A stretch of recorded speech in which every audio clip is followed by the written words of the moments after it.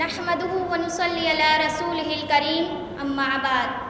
हज़ारों सीपियाँ पानी पे तैरती हैं मगर, हज़ारों सीपियाँ पानी पे तैरती हैं मगर, हर एक सीप में मोती उतर नहीं आते। सदर ज़ीशान, अहले मीज़ान और सामईन किराम, अस्सलामु अलैकुम व रहमतुल्लाहि व बरकातहू। मालेगांव वालों, किसकी हक गोई ने तुम्हें फिरका परस्तों के जुल्म सितम से महफूज रखा था? आपके शहर के बेबाक और निडर जवानों ने किसकी हौसला अफजाई पर एक जबरदस्त फिरका परस्त गवाले को किदवाई रोड पर पछाड़ा था और बाद में उस फिरका परस्त ने दंगे फसाद से संन्यास ले लिया था। महाराष्ट्र असेंबली में आपके कितने ही एमएलए सिर्फ हाथ उठाकर चले आते थे, मगर वो कौन था जिसकी आवाज पर पूरी असेंबली हॉल में सन्नाटा छा जाता था?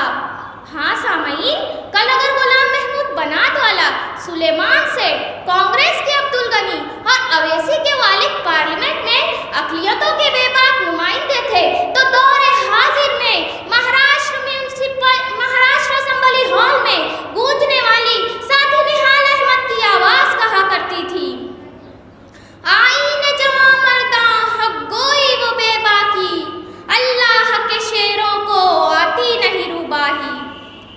शरीकाने बज़्म, आपके शहर का आपका नुमाइंदा एक लीडर बताओ मुझे जो अरबी जानता हो, फारसी जानता हो, मराठी में तकरीर कर सकता हो, अंग्रेजी जबान में हुकूमत के मसाइल आपके सामने रख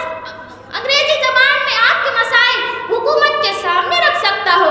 गुज़िश्ता सदर बल्दिया वो मिंबरान म्यूनसिपलिटी से लेकर गुज़िश्ता मालेगांव के मुंतखब करदा एमएलए हजरात से लेकर आज तक के मौजूदा एमएलए एमएलसी हजरात तक बताएं मुझे कौन है उर्दू, अरबी, फारसी, मराठी और अंग्रेजी जबान में इजहार ख्याल करने वाला?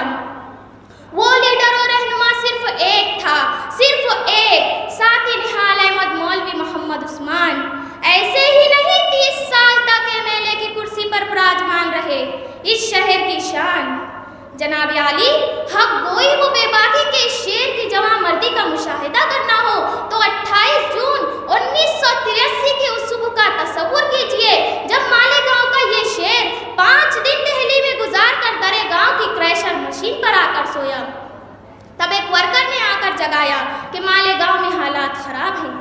जनाब आली, आप होते तो धूलिया भाग जाते, मगर वो 82 साला जवां मर्द पार्टी के सदर डॉक्टर नवर राय शाह से हालात मालूम करके वहीं मुकीम रहे। एक ट्रक वाले के इंतबाह पर कि कुछ लोग आपको जान से मारने वाले हैं और यहीं छुपे हुए हैं, फिर भी शेर नर के हौसलों में कोई कमजोरी नहीं आई। हमला भी हुआ, डंडों से पिटाई करके सर और बदन को जख्मी भी किया गया। इसके बाद साथी निहाल साहब को दवाखाने लाकर कुल 34 टाके लगाए गए।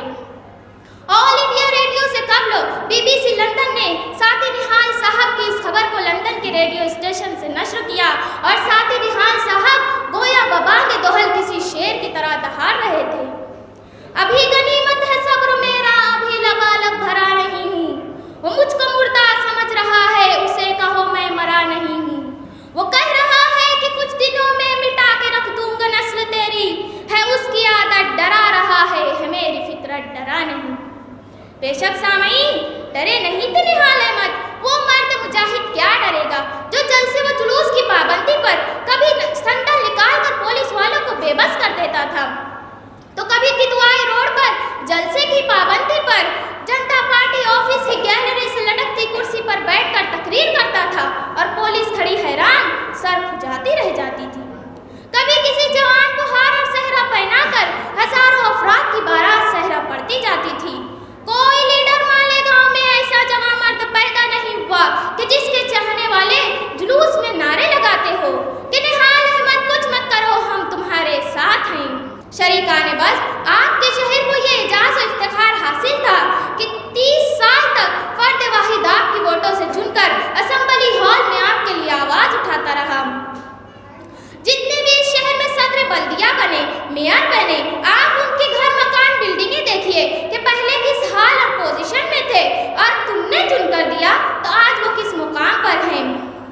और आप साथी निहाल साहब को देखिए कि आज उनकी कितनी स्टेट और मिल्कियत है। यही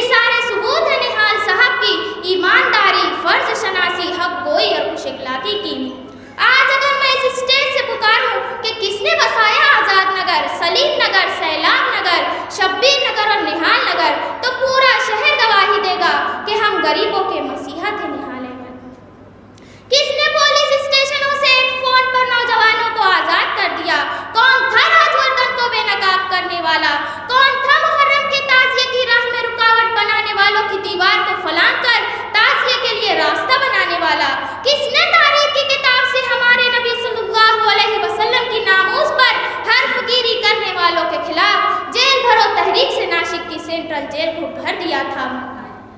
सामईन, आइए दस्त से दुआ उठा कर अपने रब से फरियाद करें कि ऐ बारे इलाही, एनआरसी और सीए के इस दौर में तो हमें बहुत याद आती है निहाल साहब की। ऐ मेरे मौला, शाहीन बाग की मस्जिद